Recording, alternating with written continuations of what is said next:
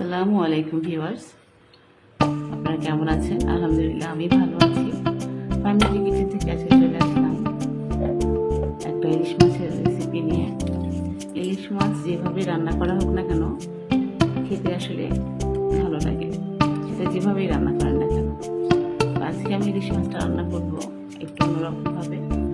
সবসময় তো সরিষা বাটা দিয়ে রান্না করি, আজকে আমি সরিষা ভেজে ইলিশ মাছটা রান্না করবো। ইলিশ মাছটা প্রথমে আমি একটা ইলিশ মাছ কেটে নিয়েছি, তার মধ্যে হলুদ, মরিচ এবং লবণ দিয়ে মাখিয়ে নিয়েছি।